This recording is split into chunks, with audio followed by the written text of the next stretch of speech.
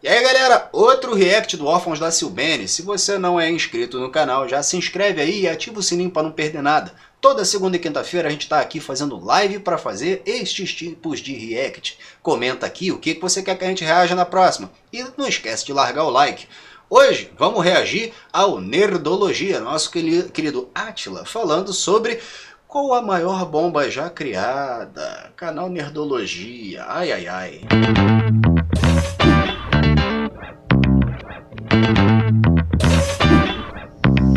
Sejam bem-vindos ao Nerdologia. Eu sou o Átila, biólogo, pesquisador e o meu pavio não é curto.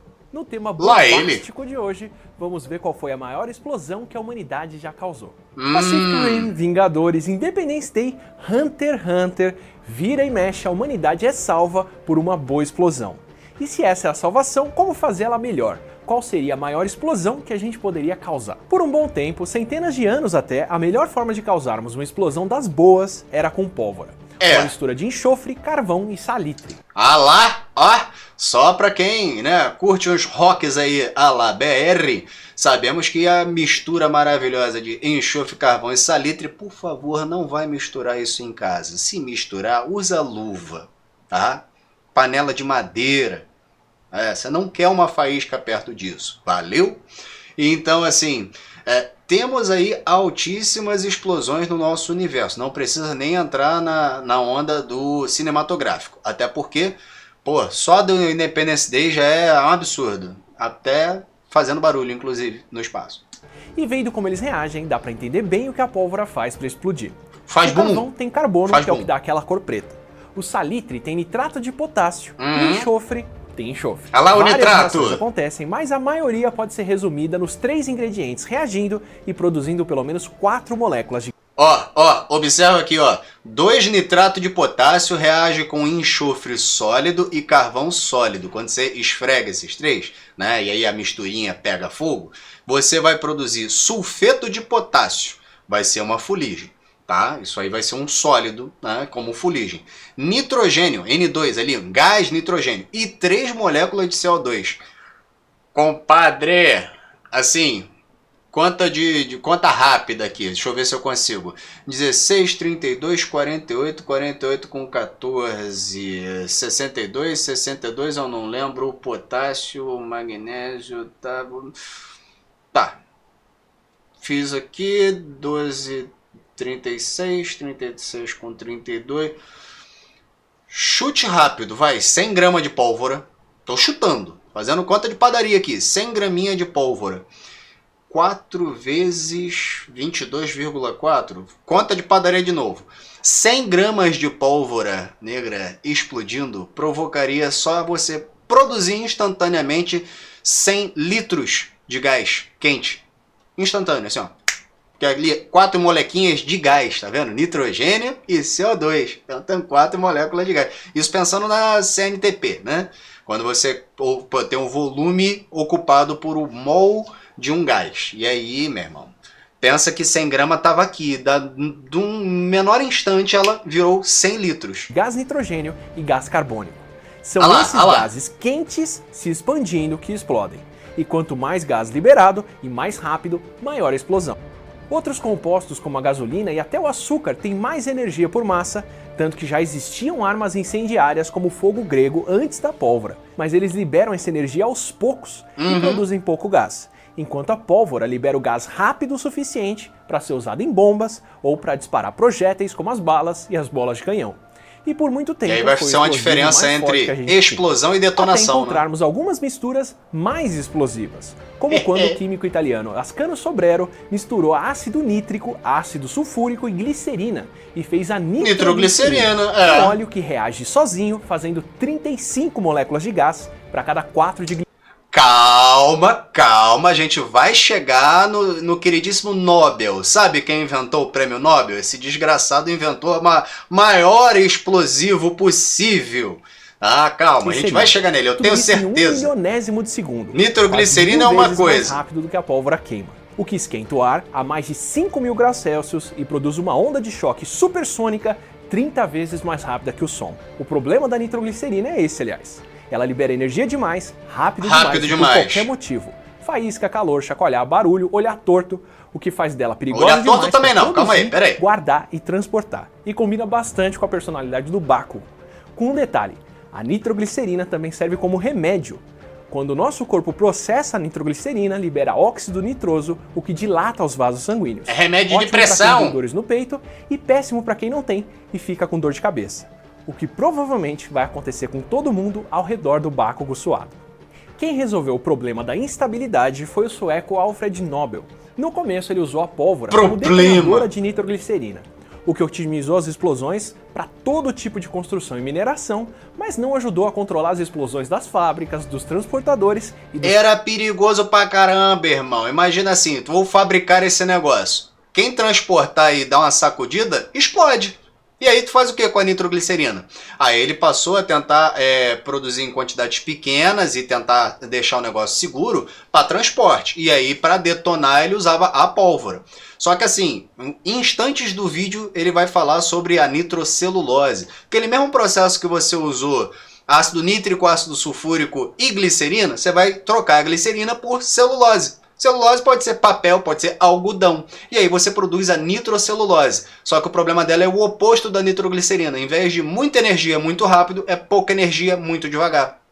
O que esse safado fez foi pegar um tubinho, que hoje a gente chama de dinamite, botar a nitrocelulose dentro, despejar a nitroglicerina e colocar um pavio. Trabalhadores. Isso só foi se resolver quando ele misturou a nitroglicerina com uma argila branca chamada terra de atomácia, o que diminuiu bastante a potência, mas tornou ela muito mais segura.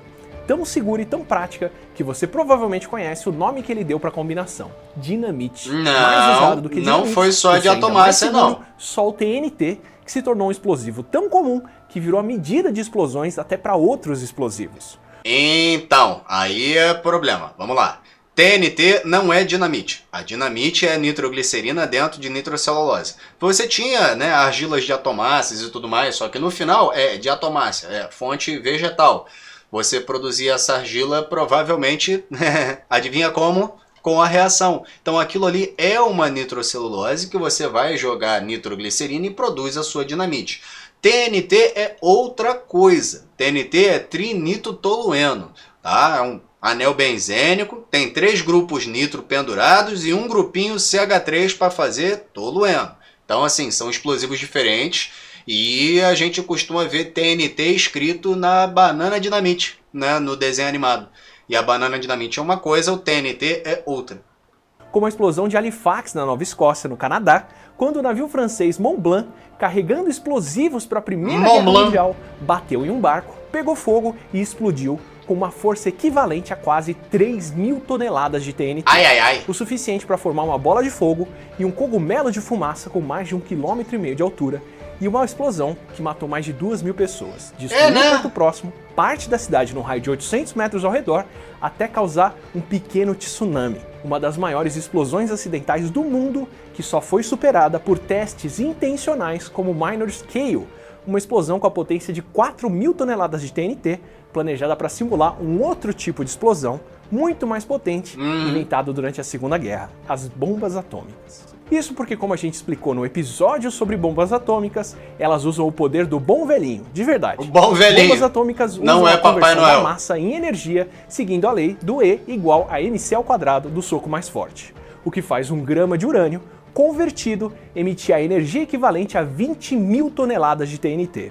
A Little Boy, que é a primeira bomba atômica detonada sobre o Japão e Hiroshima, converteu menos de 1 grama de urânio numa explosão equivalente a 15.000 toneladas de TNT. Só para você ter aquela, né, regra de 3 bonita, né, já que a gente está falando de química e vocês gostam da piadoca de que química só tem regra de 3. 1 grama, né, é igual a mc². M deveria estar em quilograma, então, né, 10 a menos 3. Velocidade da luz ao quadrado. 9, 10, lá vai fumaça, pereré. Isso daí, conta de padaria de novo.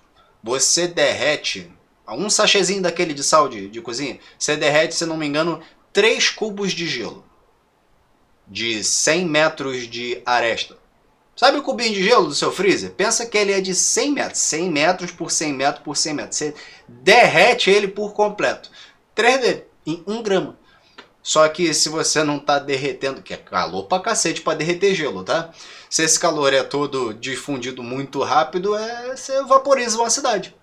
Com uma conversão, uma bomba atômica pode chegar até 10, 20, 500 mil toneladas de TNT de potência, como a Ivy King, a maior bomba de fissão já feita, que liberou tanta energia em tão pouco tempo que não é nem mais o gás liberado que causa a onda de choque, mas sim a radiação. A fissão nuclear libera tanta energia na forma de raio-x que isso é absorvido pelo ar ao redor, que aquece a milhões de graus Celsius e faz uma onda de choque, calor e radiação que se expande com muito mais força. Para converter mais massa em energia, a única tecnologia que a gente tem é usar uma bomba de fissão para detonar uma bomba de fusão, que também já explicamos no episódio de armas atômicas. Como a bomba de fusão Mike, que liberou mais de 10 milhões de toneladas de TNT, ou mais de 650 vezes a energia liberada em Hiroshima. Muito, mas ainda assim menos de 10 vezes o que a Tsar Bomba é capaz, com 100 milhões de toneladas ou megatons. A maior bomba que a humanidade já fez, com tanta capacidade de destruição que ela foi detonada com metade da potência e liberou só 50 megatons, por medo do que ela podia causar na atmosfera. Ainda assim, foi a maior detonação que a humanidade já fez, com uma bola de fogo de 8 km de diâmetro, que fez um cogumelo de mais de 60 km de altura de fumaça. O suficiente para causar um terremoto que rodou o mundo e o suficiente para a humanidade parar e falar, ok, acho que não precisa de mais. A gente não tem um limite conhecido para a potência de uma bomba de fusão se quiséssemos fazer uma coisa ainda maior. Mas tem uma tecnologia que podia fazer uma bomba que converte 100% da massa dela em energia. Uma bomba de antimatéria. Como 1 grama de antimatéria consome outro grama de matéria e os dois se aniquilam no processo, 2 gramas vai virar energia. 40 quilotons de energia ou mais de 2 bombas de Hiroshima. O que faz da antimatéria o combustível mais eficiente que a gente conhece, só não o mais barato. Esse grama custaria 65 trilhões e meio de dólares, a marca dos trilhões, segundo uma estimativa de 99 pela NASA, e teria muito mais utilidade do que só fazer cabum. Felizmente, a ciência anda mais interessante do que as explosões. Não é mesmo? Essa destruição toda pode parecer o único uso da química, mas não é de longe o caso. Mesmo a nitroglicerina, a dinamite e o TNT serviram para cavar túneis desde quando foram inventados, e a explosão controlada deles foi o que viabilizou os primeiros metrôs, inclusive. Sem falar nos processos próximos de fabricação de explosivos, que criaram os fertilizantes sintéticos que revolucionaram. Nitrato de potássio é fertilizante, tá? Por isso, inclusive, nos States a galera tem problema, porque fazendeiro pode comprar uma tonelada de nitrato de potássio, só que se ele também comprar uma tonelada de enxofre, uma tonelada de carvão, você já sabe o que ele está aprontando. A agricultura. Todas as áreas que o engenheiro químico vai explorar com o desenvolvimento de produtos, equipamentos e processos. Engenharia Química! E se essa for uma carreira interessante, você devia conhecer a faculdade Senai Científica, propaganda da Senai, que recebeu o conceito 4 na avaliação do MEC e tem laboratórios de engenharia química totalmente equipados para a prática dos principais processos da indústria química.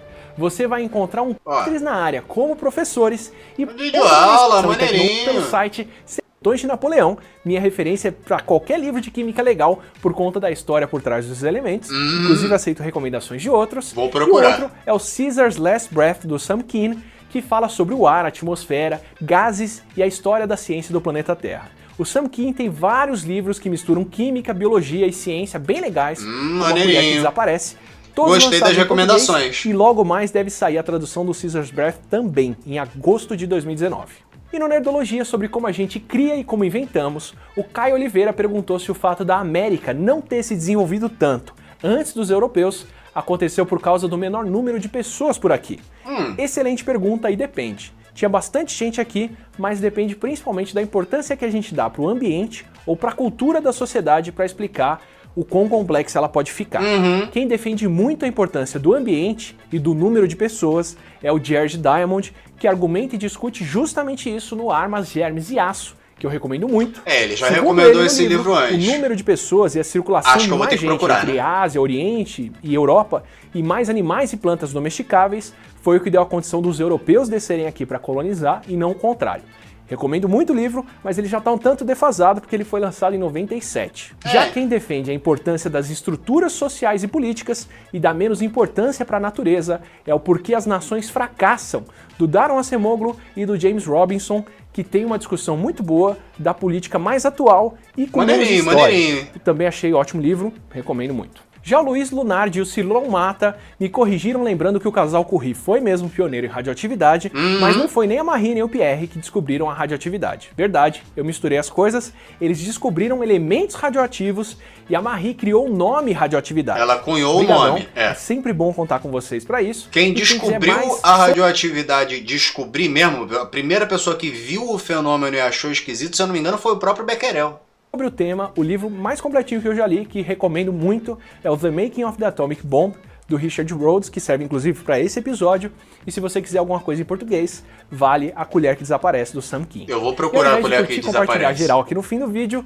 Esse vídeo especial, se você puder compartilhar com a sua professora ou com o seu professor de Química. Ah, eu sou o professor de Química? E até a próxima. Ah, eu gostei. Maneiro. Pô, top, hein? Esse eu gostei, E olha que o vídeo é antigo. É um vídeo de, 7 anos atrás. Então, se você não segue o Nerdologia, já segue o nosso querido Átila. E já segue aqui o Órfãos da Silbene também. Toda segunda e quinta fazendo live para reagir a vídeos como esse. Comenta aqui o que a gente reage na próxima. Deixa o like, segue se não for, né? Se inscreve se não for inscrito. Ativa o sininho, não esquece não. A gente se vê na próxima. Um beijo e tchau!